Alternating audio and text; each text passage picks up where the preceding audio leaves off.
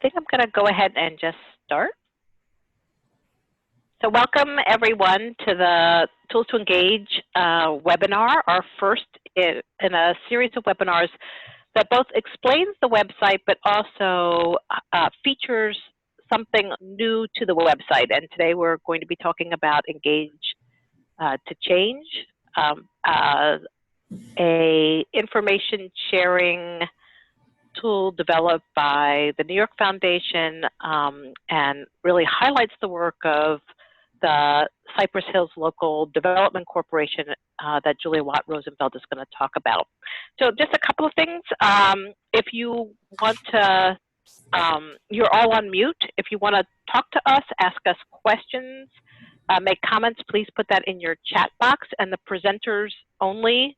So we'll get that, and we'll be vetting questions because there'll be a section towards the end where we'll have some space to answer some questions. The other thing I just wanted to let you know is that if you put your cursor kind of on our pictures, you can, on the second to the left, there's a little kind of gray box, and you can actually just see the speaker who's talking. As you go along, you may want to do that. That's up to you. So what we're going to do this afternoon, or for some of you it might be late morning or just turning noon, we're going to give some background on the Tools to Engage development that the Building Movement Project has done, especially our work in participant engagement. Then we're going to do a little explanation. Noelia is going to talk to us about Tools to Engage, and then we're going to hear from Maria and Julie about their work on Engage to Change. We'll get your questions, and then we're going to tell you how you can become a member for free of the Tools to Engage community. So let me show you a picture of us that you've already seen. You see us like, do we look like the pictures you see on the side of your computer or on top of your computer? So a couple of house cleaning things just one more time. You're on listen only. You should submit your questions in the chat box. And please submit them to all panelists, or you can submit them to everybody, but it's easy for us to pick those up. And I think we're ready to go. So we're going to start with a poll question for all of you, so we get to know who you are. We're going to do two of them back to back. So first of all, could you just let us know what type of organization you work for? Are you in a non-profit service organization? Are you in a nonprofit that's an intermediary group or some other type of nonprofit? Are you working at a foundation? Are you at a for-profit? Do you work for government? Or maybe you're a consultant or you're independent and not affiliated with any particular group. So if you could fill that out and send that back in, we'll just give it a couple more minutes. We'll let you know what it says. And let's see, what do we have, Noelia? So about a quarter of you are for service organizations and about a fifth from either an intermediary group or another nonprofit. And 15% of you are from foundations. We don't have anybody from government or for-profit today, but another fifth of you are independent consultants or not affiliated with a nonprofit organization. So thank you for that. And now we want to know a little bit about your role in the organization where you work. So if you could let us know if you're the leader of the organization, maybe you're doing capacity building, especially within the organization. If you're an independent consultant, let us know that. You might be a staff person at an organization. You might be a constituent, a resident, community member, a program participant, or you may be a board member. You might be something else, but if you're one of those things, can you fill that out? And that really helps us know how to direct our comments today. So I'll give you another minute or so.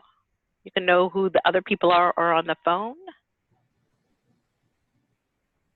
And let's see what we have.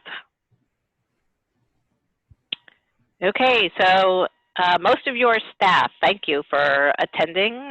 We have 15% independent consultants and almost 20% are organizational leaders. And we have 4% who are a constituent of the organization. So we're happy to have you all here today.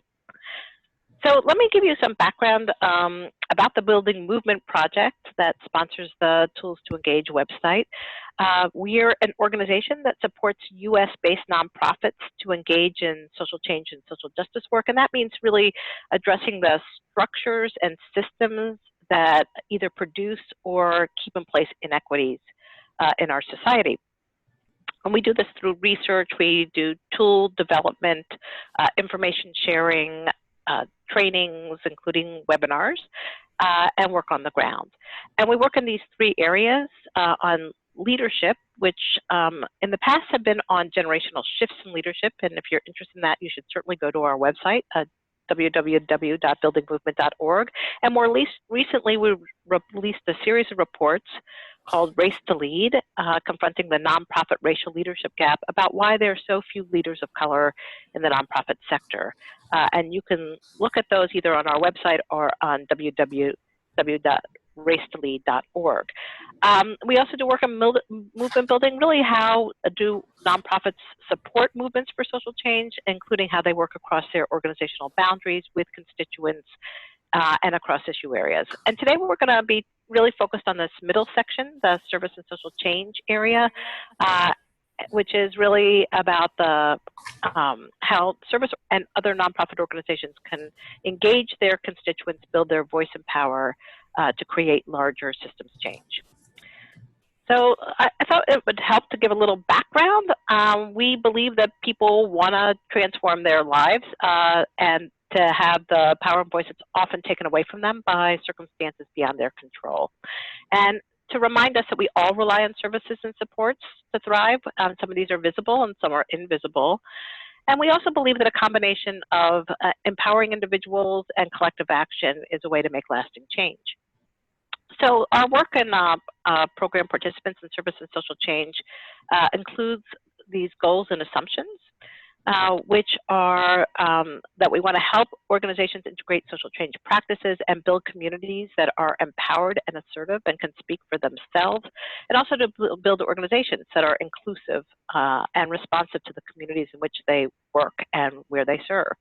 And we think that services are critical for everyone, that nonprofit services have an unparalleled reach into low-income communities and communities of color, and that actually service providers really understand structural barriers because they're helping their clients or constituents or participants overcome them every day.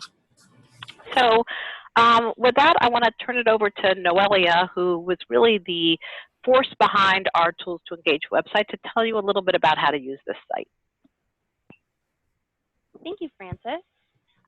So the Building Movement Project's new resource database, Tools to Engage Resources for Nonprofits, officially launched at the end of September after about a year and a half of development. It's loosely based on the structure of our popular Nonprofits Integrating Constituent Engagement Guide, or the NICE Guide. And this website is an interactive, multi-level search portal that connects users to the best tools, research, and resources from across the social sector about how and why organizations can meaningfully engage their constituents and also their community. It's grounded in Building Movement Project's perspective and framework that direct service organizations have the potential to bring about progressive social change. So this selection of tools is carefully curated to meet the needs of constituents, clients, organizational leaders, capacity builders, consultants, staff, board members, and more, to both provide services and nurture the voice and power of residents to thrive. So let's take a quick walk through the site. Here's a screenshot of your home page here. To begin with, I encourage all visitors to log in, which will give you full accessibility to the site. You'll see the login link is circled in red here in the upper right-hand corner of your screen.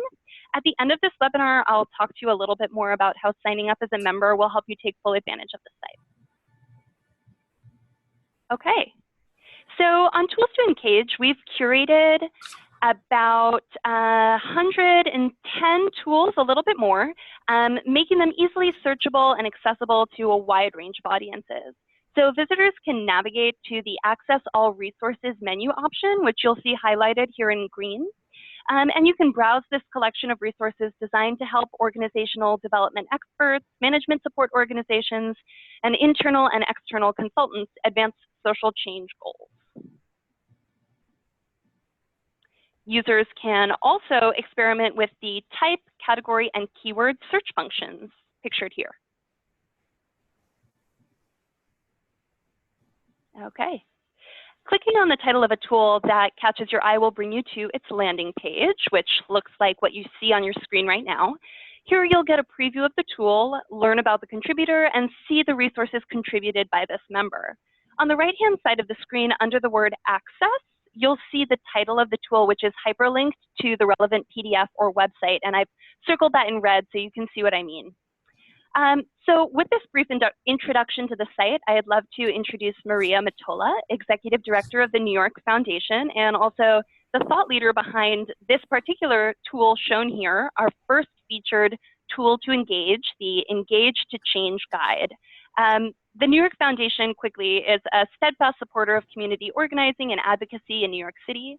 New York Foundation believes that the resilience and vitality of its neighborhoods is the city's greatest resource. New York Foundation grants support community-initiated solutions to solve local problems, constituents mobilizing for adequate and equitable resources, and groups organizing a collective voice among those whose voices have not been heard. So welcome, Maria. Thank you. And a big thanks to Building Movements Project, who acted as a partner for us in doing the guide and doing this work. So I'm going to try to cover very quickly why we created this tool, how we created it, and what we were hoping to find out and what we wanted to do with the tool. So why did we do it? As you already heard, New York Foundation has grantee partners that engage in community organizing and advocacy work. But we also support community organizing and advocacy that's really embedded in groups whose primary work might be direct service or human service work. And so we knew from our relationships with these organizations that oftentimes the value of their community organizing and advocacy work was not as apparent to maybe other funder colleagues. So we wanted to really, the first reason why was we really wanted to figure out a way to frame some description of their work to make it clear how they were incorporating social change into a direct service context. But a second reason is that we also have grantees, particularly startup grantees, that are working in new communities on new issues. And these groups also were addressing urgent needs of people who lived in neighborhoods. But they were aspiring to do community organizing and advocacy, and so they were kind of struggling with how to talk about ways to address social structural issues. And then third, I think currently among our foundation colleagues, there's been a lot of attention to client feedback and human-centered design and participatory grant making. We felt like this was a good first step in having this conversation, but we wanted to focus on the work being done already now that puts really people in the center of these conversations. You know, this was something our grantees have valued for a while. It's not a new thing. We knew that many of our grantees were actually already involving people directly impacted in solving community problems. And so part of the reason why we wanted to do this is to figure out a way to talk about this to a broader set of stakeholders. You know, you have the foundations that fund direct service that only focus on that frame, and you have funders who fund social change work and only fund on that. How can we talk across those two? So it was really our grantees that came to us and said, how can we illustrate what this looks like for us? So we can switch to the next slide. So we knew that many of the groups that we supported understand the fundamentals that housing and food and counseling and other urgent needs, they understand what those are in their communities. But they also recognize from working with participants that these problems are actually symptoms of systemic changes that need to be made. As I said before, we have grantees that were addressing both the symptoms and their causes, and really doing it by engaging the participants in this work very directly. And so this approach really assumes that the participants are the experts on community needs, that they want to be engaged as decision makers, and they want to be invited to be partners and leaders in social change work. So how are they doing this? So we first wanted to make this distinction between client feedback, which is really about asking someone to identify what is the problem and how can our services address the problems that you have better, versus participant engagement, which really brings folks to the table to identify what the problems are and talk about solutions. And there's a difference between those two that we wanted to really get at. So we looked at the way we did this work was we brought together the groups and we said, how can we map some of the strategies that you're all using and find a common way to describe them? How do we do it without resorting to the usual jargon that foundations and others use to talk about these things? So in coming together, we worked with Building Movement Project and the grantees to map out all the different strategies and activities that they have in common, and to think about illustrating what they look like in action. So the next slide shows a little bit of what we found out. So really we found out that there were 3 primary principles to doing this work. The first is to figure out what are the systems and structures that actually need to be changed. People come in with a problem, but they realize it's not their problem alone. And so they want to engage people in exploring, identifying what's happening in the community and what are the structural barriers to change. What kind of a community do we want to see? So you can go to the next slide. And then hosting events, hosting activities where community members are really participating in planning, in budgeting, in identifying solutions to some of the community issues that have been addressed. So now the second principle folks agreed on was actually sharing power with participants. And there are many, many ways people describe that they do this in their organizations. So one is, asking participants to be on the board, be on advisory committees, act in some kind of a decision-making role. The second is to actually train people as leaders within the organization. And then the third, in some cases, some of the organizations we worked with actually bring participants in to become staff members and play that kind of a role. And then the third principle is organizing around long-term outcomes. How do people win these changes that they're seeking? So one is to do community organizing and advocacy activities, door knocking, mobilizing people, talking to people one-on-one about what they want to do. The second is to actually register and mobilize voters, right? Get people involved in their community boards, get people involved in local elections. And finally, supporting and training participants to play leadership roles in their community, run for office, take over a PTA, form a group. And mainly, I think the main takeaway for us was that, the work of these groups that we were talking to was not seeing their participants as simply consumers of services, but really seeing them as citizens in doing work in their communities. So finally, if folks want more information, we've created a series of videos where folks from these community groups are talking about this work and their participants are telling their stories, and you can find that in the links that are being shared. If you want an actual hard copy of the booklet, we can send it to folks. You just have to email us at that address. Yeah, and that's it. And I just want to say that that booklet, it has much more in it than what was shown on the screen. It has examples of some of which Julia will be talking about in other organizations, and it's really a robust handout and a way to explain this and in a really simple visual way. So I encourage you, those of you who would benefit from a hard copy type of booklet, it's really a great resource and great tool for folks. So we wanted to ask about, yeah. I wanted to just quick shout out to the Center for Urban Pedagogy who worked with us on the design.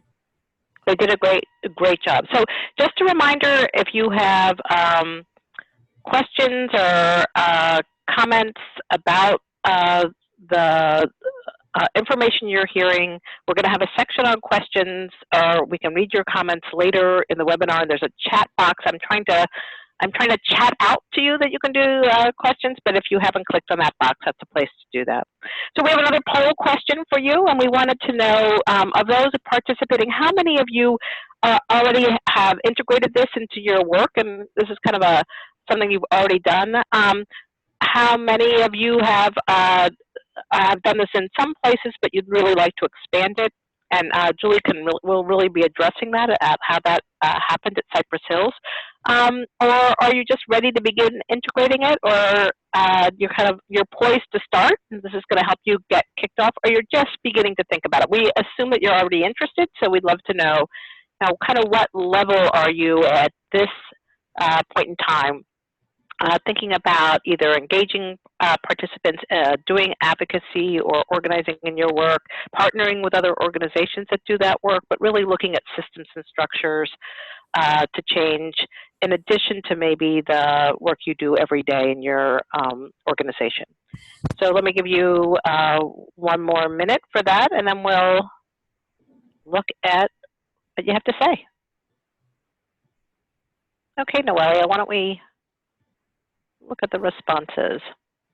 I'm reading them because I'm not sure these come up in your that come up in your view, but we see that a little over half of you, 56%, say you're already integrating it into some aspects of your work. A little over 10% say you're ready to go, you're just starting, and about a third of you are thinking about integrating it. You're just at the beginning point. And I would say there is 7% that it's in all aspects of your work. Congratulations, it's really terrific. We know how much work that can be. Okay, so I'd like to turn it over to Julia Watt-Rosenfeld, who's the Director of Organizing at Cypress Hills Local Development Corporation. And she's going to introduce us to Cypress Hills, but one of the things that you might know is over the decades in this organization that is truly community-based. We often talk about community-based organizations, but this one is really community-based.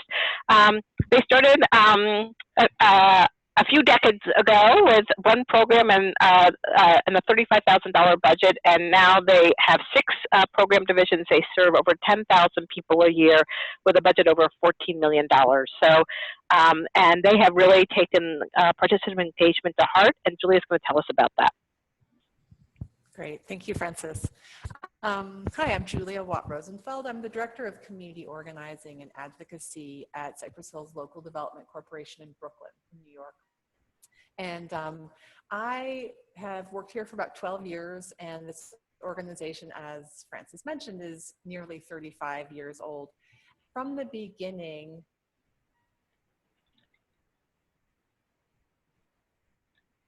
organizing community members to identify problems and solutions in the neighborhood. And then in a minute, I'll talk more about the work that we do and how social change is integrated into a social service model. But before that, I just wanted to say that I got connected to this Engage to Change initiative a few years ago, about 4 years ago, in conversation with Julia's coming in and out a little bit, so. Oh, sorry. Can you hear me okay? I think you need to speak up a little bit, and I don't know about your internet connection, but you're kind of coming in and out, or your phone connection. So let's keep trying. But we're getting comments that people can't hear you, so try again. I'm sure it will be fine. Frances, should I start from the beginning, or should I just keep talking? I would start from the beginning. I think people are having a little trouble hearing you. You're kind of freeze framing a little bit, so I think that's an internet connection. But let's try it again. Okay, great. So sorry about that. I'm Julia Watt-Rosenfeld. I work at Cypress Hills Local Development Corporation. Oh, you are freezing, Julia. Just keep going. We'll just get as much as we can. Okay. Maria and I started talking about 4 or 5 years ago about ways that we could encourage organizations to integrate a social justice and social change orientation to their social service work. And this is something that we at Cypress Hills Local Development Corporation have done for a very long time. It seems like there are a lot of organizations that do social service or community building have social justice, social change, and that our experience in Cypress Hills could be helpful. We'd like to do that, but also to let funders know that folks on the ground doing social service work can often reach their social change goals more effectively by integrating organizing, advocacy, and leadership development into their programs with young people and adults. So at Cypress Hills LDC, we have had organizing from the very beginning, but in addition to organizing as a very small piece of what we do, there's been a commitment to including the voice of residents of this neighborhood in the development and leadership of the organization. Our board of directors is a community board. Can you go back a slide? Thank you. Our board of directors is a community board. About 75% of the leadership of the organization live in Cypress Hills, Brooklyn, or grew up here. And this is important given that our work really focuses on the neighborhood. And for our leadership to be grounded in the real needs and the strengths of the neighborhood. So I would say, although from the very beginning, the organization has been responsive to the needs and voices of people in the neighborhood, about 5 years ago, we, during our cyclical strategic planning process, decided to make really explicit in our mission statement this commitment to local leadership and resident leadership. So you'll see here in our mission statement that as we do work that's related to education, employment, economic development, and housing, we have integrated the leadership of community residents. So when we changed the mission statement 5 years ago, we primarily changed the beginning and the end to identify that with community residents leading the way, and also that our work is committed to developing the leadership skills of residents to transform their lives and their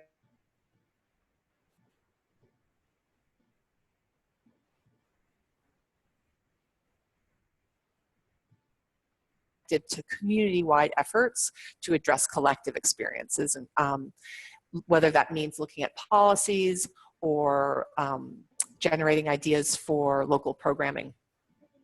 You'll see here on this slide that for the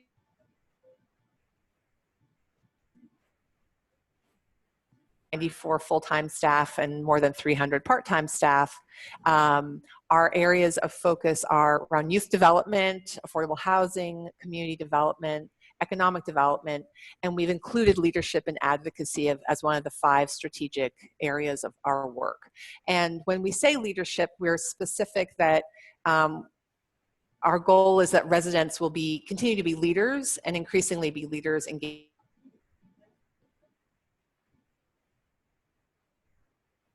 about homeowner leadership. We're thinking not only to help people improve their conditions for themselves personally, but also for their neighbors, for their community members, for their peers.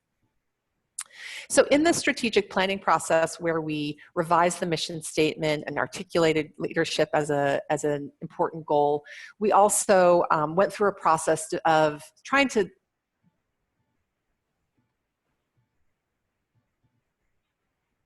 of work that I'm sure lots of you do, but what we did to create this was we brought together division directors in the organization who work in really different issue areas, whether it's working with young people, working with gardeners, working with tenants, working with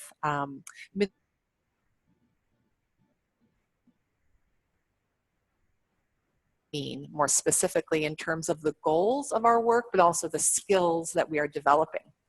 You'll see on the far left that same outcome. Residents are leaders engaged in influencing the neighborhood's future. Our hope is that through participating in some of our programs, not all of them, but more of them over time, our hope is that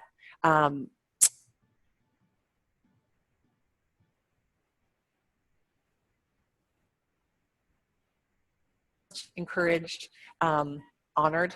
And so you'll see on the longest list there, a list of examples of skills, right? Whether it's leading teams or participating in advocacy efforts or being able to make the connection between social problems and their root causes, being able to participate in collective action, to understand what collective power feels like, looks like, and how it can impact policies and conditions. So this is an example that may be helpful to groups that do social service or do youth development, but are looking to integrate leadership for the sake of social change into their programs. On the far right, red box, a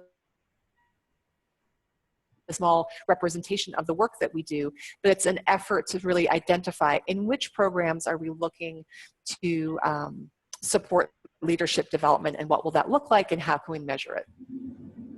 And the next slide, you'll see, okay, so this is actually really meaningful to me. In addition to making a commitment to leadership development in several of our programs, or in a series of our programs, we also have raised expectation of staff that all staff will participate in either leadership development, community organizing, or advocacy. And in 2012, about 5 years ago, we rolled out this new expectation of all staff.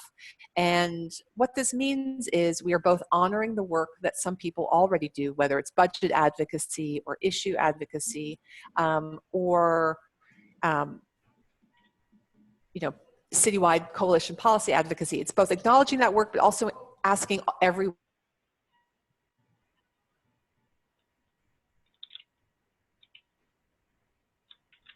in our job descriptions or in staff evaluations some of this language around participating in community organizing, leadership development, or advocacy.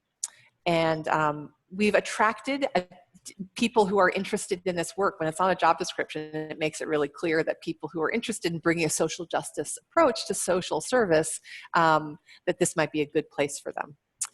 It's also meant, I think you can go to the next slide, that we've had to support staff to be able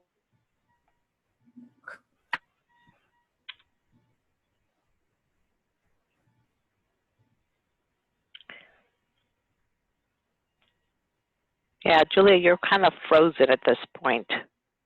We're hoping you unfreeze because we can't hear you, and even though we had a great practice yesterday and heard you perfectly.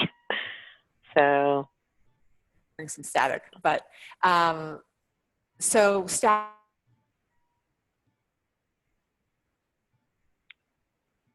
programs. So I'm just gonna, yep.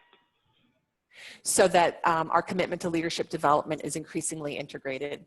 And then lastly, our most recent initiative over the past year or so is to bring a racial justice lens to all of our work, to be able to identify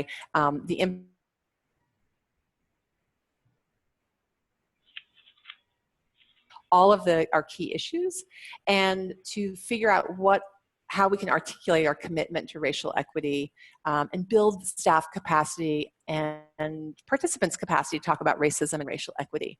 And I think we have just a couple of pictures next to show, just examples. I'm sure many of you bring young people in front of decision makers. But what we're trying to do is not just bring people out to testify at hearings, but to really, throughout the year, integrate an understanding of who makes decisions that affect our lives and how can we speak directly to them to influence their decisions to improve the conditions of our lives. So this is one, and then I think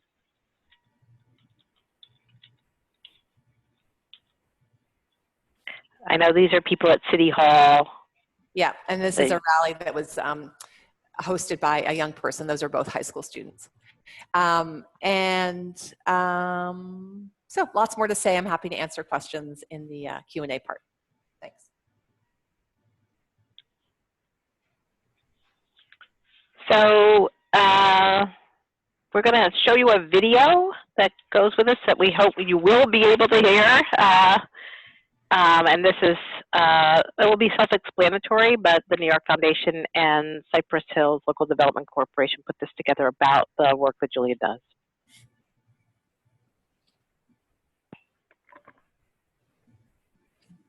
Trying to feel like, oh, great, like a bomber right now.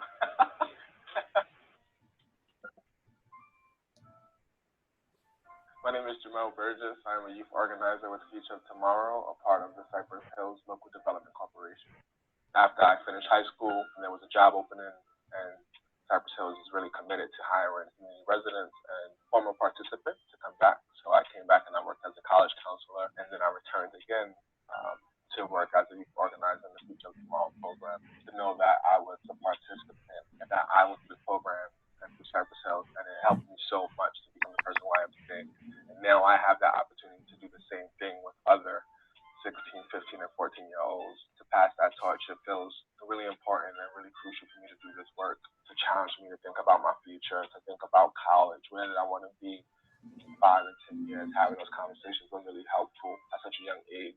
Students can have discussions about their community, about changes they see in their community, to be aware of what's taking place, to identify those issues, but more importantly, how do we collectively as a community solve those issues. There's a bigger picture of things going on, and if you are only enlightening a participant to a certain level, that participant can only go but so far. But when you engage in organizing and mobilizing young people, looking at policies, oppression, systematic, like the bigger picture of things, this helps create consciousness, helps students be more aware. But what I truly want to see is the next generation of young people in our community becoming advocates and game changers for Cypress Hills, being really at the forefront of the positive changes that will take place in our community. And understanding that their voices can be heard, and that there's power in people, there's power in community, and there's power in organizing. It's bigger than that participant, to go back to their families, back to their little brothers and sisters, and possibly create a leader in the community who's going to spearhead change. And so the work is definitely going to change. It's going to be more on the ground, a lot more organized and mobilizing. But this is just a reminder that now it's more important than ever. Like if it was ever a time to embrace organizing, to embrace turning participants into leaders of your programs and inspiring others to come into the program and be advocates for change, it's now. The time is now.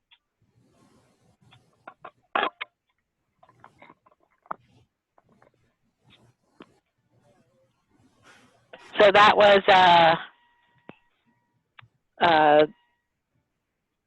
Julia's coworker and former and resident and former participant in the program when he was a youth, Jamal. So, so I know that faded in and out, and we're really sorry. We had a practice session yesterday, and Julia's connection was as clear as a bell. So sometimes that happens, the technology problem. But we did want to pause here and answer some questions that you might have. And people have been writing in questions, but if you have a question or comment, if you could send that to all panelists, we'll continue to do that. I know Noelia is trying to silence the ongoing video. There we go. So one of the questions that somebody had was are there specific tools just for service organizations, or is everything kind of generic that we put together on the tools to engage website? And Noelle, I wonder if you could just answer that about the website and that piece.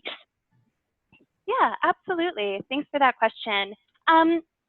So I think what's really exciting about the website is that it is really accessible to sort of any organization or any change maker. You don't necessarily need to be a direct service organization to be able to benefit from the resources that are gathered here, because there are such a wide variety and wide range of tools that are available.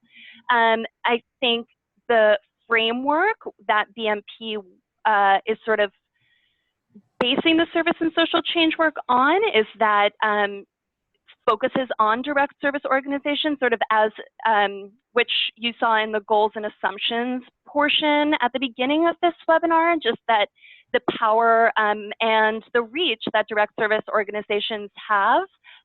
But I really believe that any organization or really any individual that's interested in doing really meaningful work that moves from a service to a real advocacy or social change perspective can benefit from the tools on this website.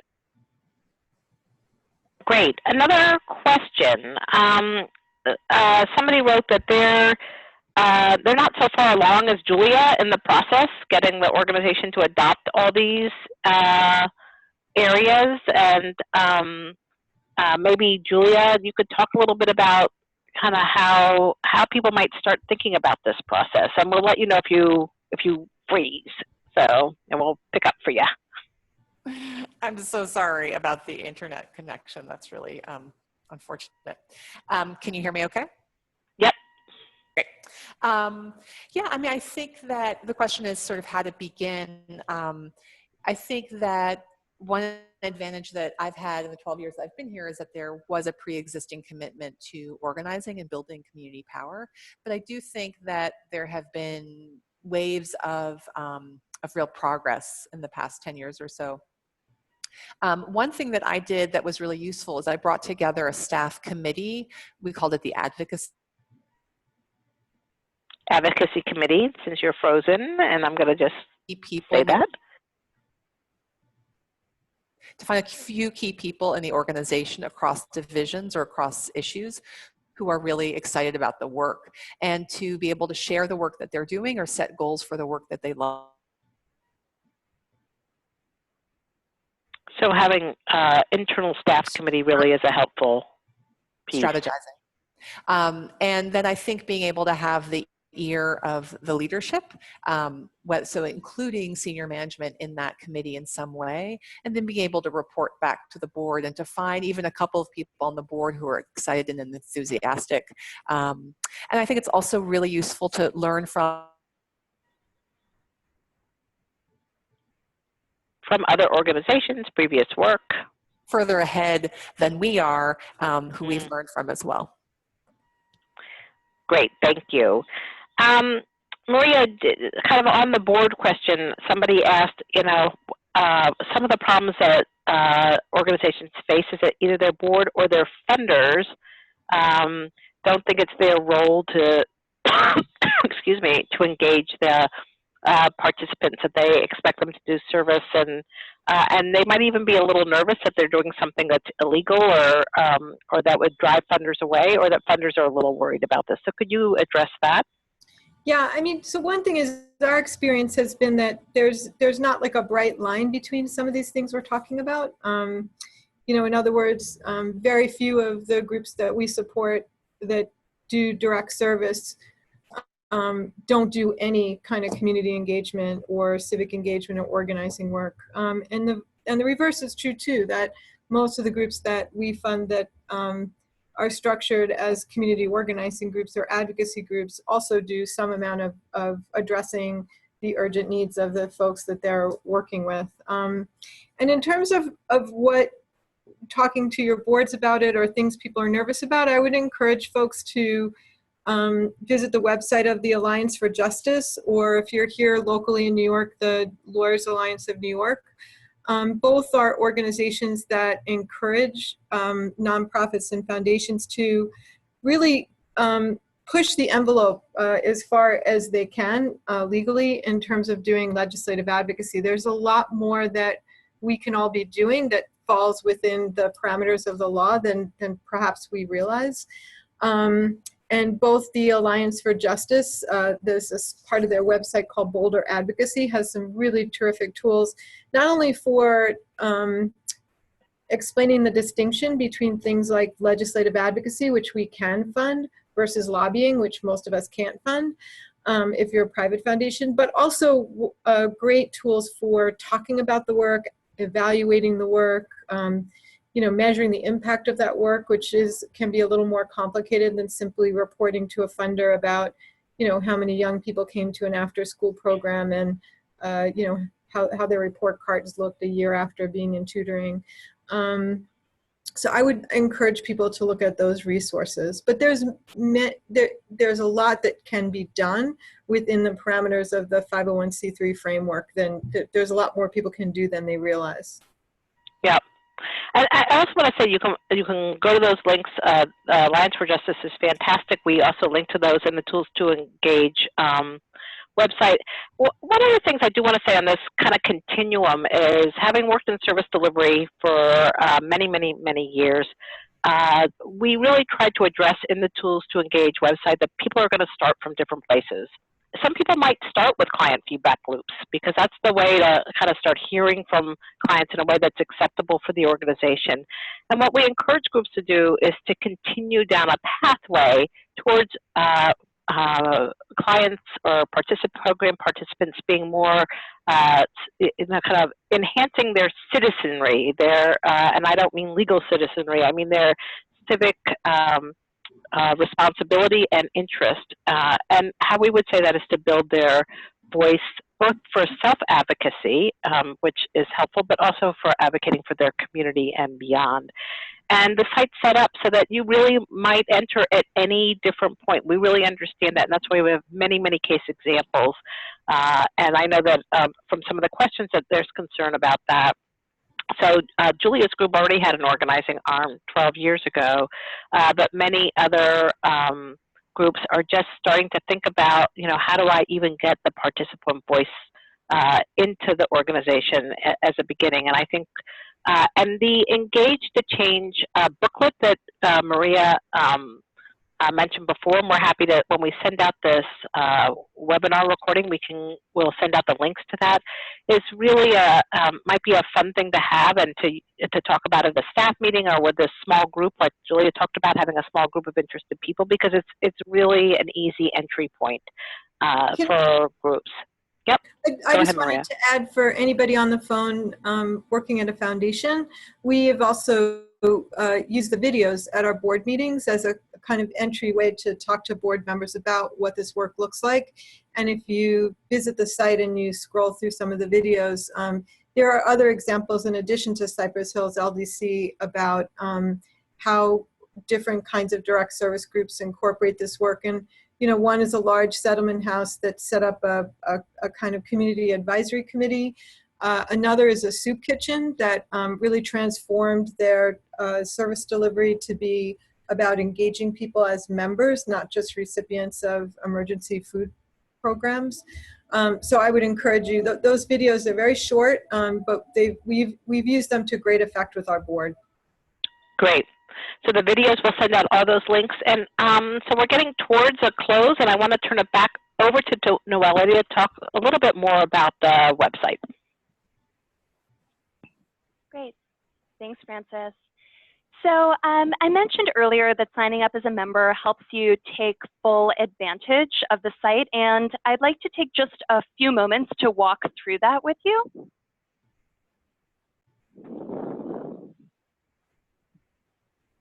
So signing up as a member is free and easy. First, you can go ahead and navigate to the Become a Member, Contribute a Tool option in the menu, which I've circled here in red for you. And you select the membership sign up option from the drop-down menu, which you can see highlighted here in green.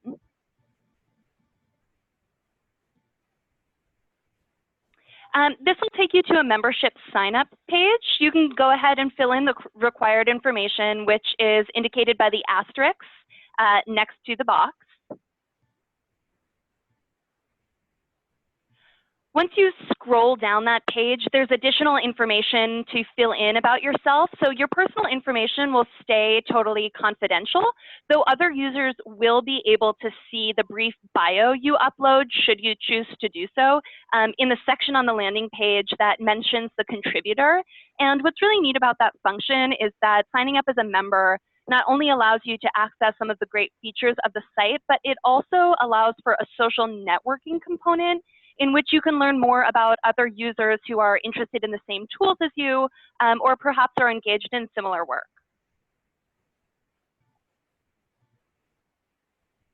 So what are some of the perks of membership?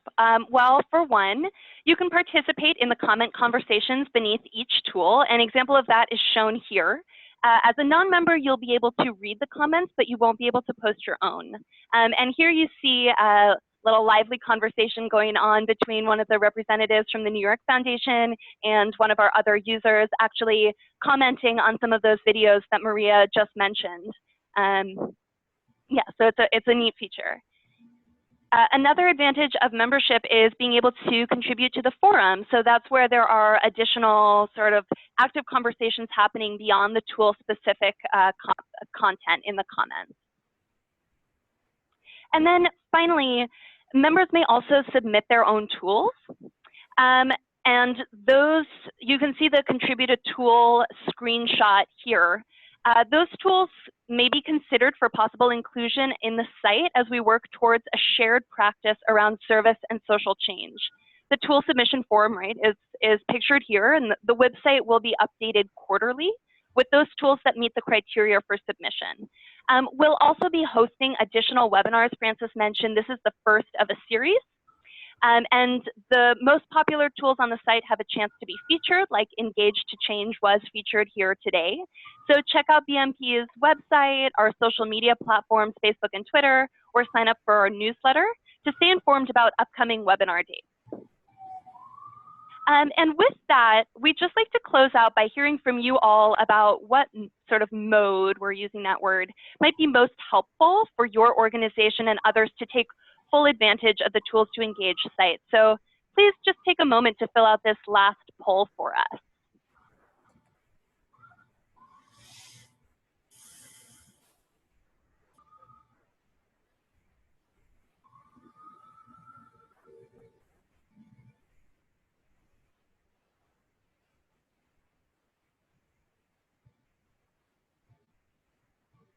Just going to give folks a few more seconds to respond here.